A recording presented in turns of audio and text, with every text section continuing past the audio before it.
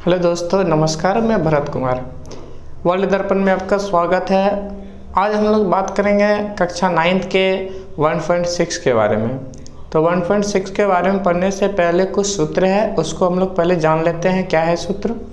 तो सूत्र है कुछ है तो जो कि आप पहले से भी 8th क्लास में भी परिचित होंगे, घात घातांक से रिलेटेड है। तो पहला सूत्र है 1 पे, ये है a पे पावर m बाय n। तो ये हो जाएगा n, ये जो रूट के अंदर में a आ जाता है और ये पावर रूट के आगे हो जाता है m, इसका पावर बन जाता है। यदि दूसरा सूत्र है आपका a पे पावर m इंटू a पे पावर n इक्वल टू हो जाएगा a पे पावर m प्लस n। या फिर आपको याद रखना है सिंपल सी बात कि यदि बेस इक्वल हो तो पावर ऐड होता है। नेक्स्ट क्वेश्चन है, एक सूत्र है आपका, यदि a बेस a पे पावर m पुनः इस पे पावर यदि n, तो ये क्या हो जाता है m इंटू n। ये दोनों क्या होता है आपस में मल्टीप्लाई हो जाता है। जैसे मैं आपको चाहूँगा कि एग्जांपल दे के भी आप समझा सकते हैं, आपको जैसे समझ सकते हैं। ये जैसे मान लीजिए कि कुछ भी है 2 पे पावर 5 गुना 2 पे पावर 6, तो इसको हम लोग ये हो जाएगा, देखिए बेस सेम है, इसका पावर ऐड हो जाएगा। जैसे 2 पे पावर 5 प्लस 6 बराबर 2 पे पावर 11। ये हो गया इसका आंसर।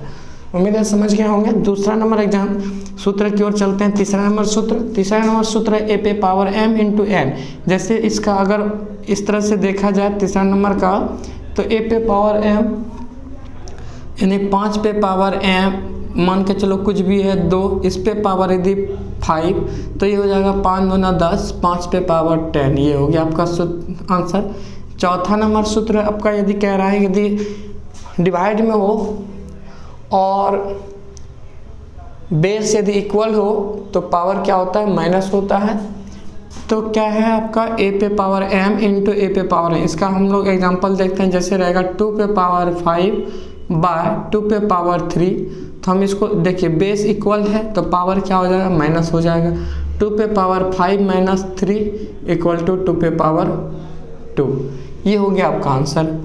यहाँ पांचवा नंबर का उदाहरण हम लोग यदि देखें तो a पे पावर, देखिए इसमें क्या है कि a b पावर m यानी कि पावर सेम है। क्या है इसमें, पावर सेम है लेकिन बेस अलग अलग है। तो इसमें बेस मल्टीप्लाई हो जाता है और पावर कॉमन आ जाता है। तो यहाँ पे जैसे एक एग्जांपल देखते हैं, 3 इंटू 3 पे पावर 5 इंटू 2 पे पावर 10 5। पावर इक्वल है तो बेस क्या हो जाएगा, मल्टीप्लाई हो गया।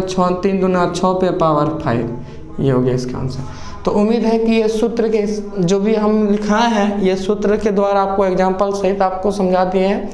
ये समझ में आ गई होगी बात। आगे हम लोग इससे रिलेटेड कुछ सवाल देखते हैं। आप यदि स्क्रीनशॉट लेना चाहते हैं तो ले सकते हैं,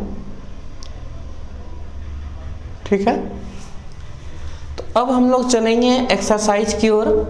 तो एक्सरसाइज में कह रहा है, पहला क्वेश्चन है या फिर उदाहरण एक कुछ भी लेते हैं। जैसे एग्जांपल हम लोग लेते हैं, इससे रिलेटेड एग्जांपल कुछ लेते हैं। जैसे रहेगा आपका यदि 2 बाय 3 पे पावर 2 इंटू 2 बाय 1 बाय 4।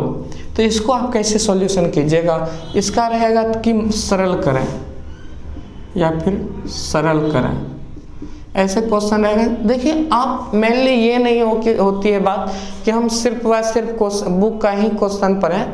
आपको अदर क्वेश्चन यदि हम लोग समझ लेते हैं उस टाइप का, तो हम बुक का क्वेश्चन आराम से सॉल्यूशन कर सकते हैं। इसलिए हम लोग बुक के अलावे भी कुछ क्वेश्चन को ऐसे कोशिश करेंगे जो कि अपने से सॉल्यूशन करने का कोशिश करेंगे। तो बुक का जो क्वेश्चन है वो तो ऑटोमेटिक सॉल्यूशन हो ही जाएगा।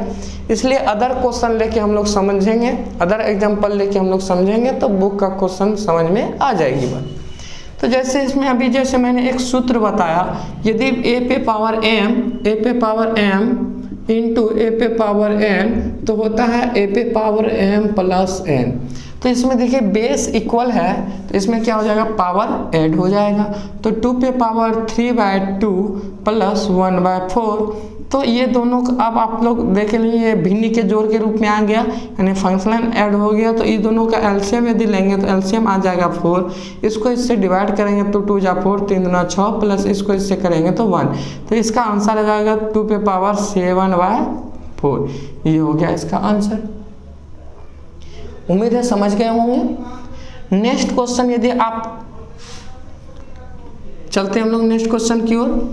तो नेक्स्ट क्वेश्चन आपको यदि सेम क्वेश्चन इस तरह से, ये तो मल्टीप्लाई में था, यदि आपको दिया रहेगा क्वेश्चन कि 2 5/4/3 डिवाइड 5/9/2, तो इसको सरल करना है। क्या करना है? इसको सरल करना है, सरल करना है।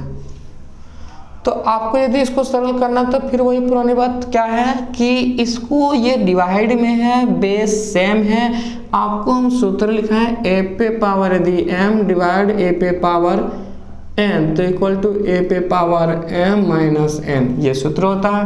तो देखिए पावर सेम है, सॉरी बेस सेम है, यानी आधार सेम है, तो पावर क्या होगा? और डिवाइड है तो इसका मतलब ये पावर घटेगा। तो 5 पे पावर 3 माइनस 9/2, तो इसको क्या करना है? एलसीएम लेना है ये दोनों का। तो एलसीएम आ जाएगा 3 दूना 6, और इसको इससे डिवाइड करेंगे तो 5 दूनी 10, इसको इससे डिवाइड कीजिएगा 3 9 27, सॉरी यहाँ पे माइनस है। तो आपका आंसर आ जाएगा प्लस माइनस माइनस हो जाएगा, तो 17/6 माइनस 70/6 का आंसर हो गया। उम्मीद है कि ये समझ गए होंगे। इस टाइप का क्वेश्चन यदि आएगा तो आप इसका सॉल्यूशन आराम से कर लीजिएगा। तो अब कुछ हम लोग एक्सरसाइज की ओर चलते हैं, जो कि कहाँ का है?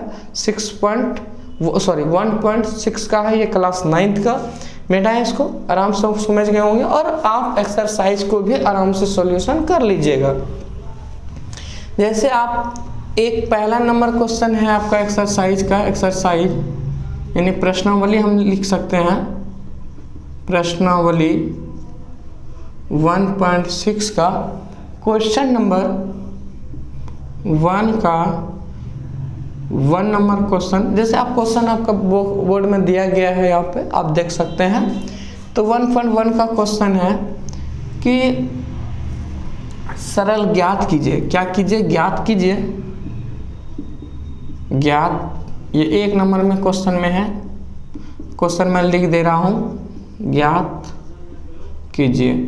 तो जैसे पहला नंबर क्वेश्चन है कि आपका है 64/1/2। तो आपको एक सूत्र भी हम बताए थे रूट के अंदर में, या तो इसको 2 तरीके से भी हम लोग हल कर सकते हैं। आप चाहे तो इसको रूट के में बदल सकते हैं, यानी कि यदि रूट का मान होता है हाफ, रूट का वैल्यू जैसे अगर √2 दिया है, इसका मतलब हो गया आप इसको इस तरीके से भी लिख सकते हैं 1/2, यानी रूट का वैल्यू होता है पावर 1/2। तो आपको इस तरह से भी रुक सकते हैं। अब ये रूट यदि ये हाफ पावर यदि घटेगा तो ये रूट के अंदर में आ जाएगा। तो यहाँ देखिए 2 यदि आ जाएगा तो ये रूट के अंदर में आ जाएगा, और ये 24, और इसका आंसर हो जाएगा आपका 8 आंसर। दूसरा तरीका से आप इस तरह से भी बना सकते हैं कि इसको यदि इस तरह से भी 64 को हम लोग लिख सकते हैं 8 का स्क्वायर, और इस पे पावर है 1/2, ये 2 कैंसिल, तो आपका हो गया 8 पे पावर 1 और 1 1, ये भी आंसर हो गया आपका। तो आप जो भी आपको तरीका पसंद आए आप उसी तरीके से बनाइए। दूसरा नंबर क्वेश्चन है आपका इसी का कि 32/1/5 आप इसको इस तरीके से भी लिख सकते हैं, ऐसे 20 इसको लिख सकते हैं, यहाँ पे 5 आ जाएगा। इसका अर्थ हुआ कि 5 टाइम इसका गुणनखंड करेंगे हम लोग, अभाज्य गुणनखंड, और इसको 5 का जोड़ा लगा के बाहर निकालेंगे। तो 2 2 जा 4, देखिए 2 2 जा 4 4 2 जा 8 8 2 जा 16 और 16 2 जा 32। तो आप देखिए इसको यदि हम लोग तोड़ेंगे तो इसके रूप में आ गया। यहाँ क्या है 5, तो 5 2 का पैर लगा के यानी जोड़ा लगा के 1 और 2 बाहर आ जाएगा, इसलिए इसका आंसर हो जाएगा 2। उम्मीद है समझ गए होंगे। तो नेक्स्ट क्वेश्चन की ओर हम लोग चलते हैं। तो नेक्स्ट क्वेश्चन आपका है, यहाँ पे देख लीजिए। तो नेक्स्ट क्वेश्चन इसी का 3 नंबर क्वेश्चन है। 3 नंबर क्वेश्चन है आपका 125/1/3। इसको भी इस तरीके से हम लोग बना सकते हैं। ये रूट के अंदर में दे दीजिए इसको 1/25 और यहाँ करनी में 3 लिख दीजिए।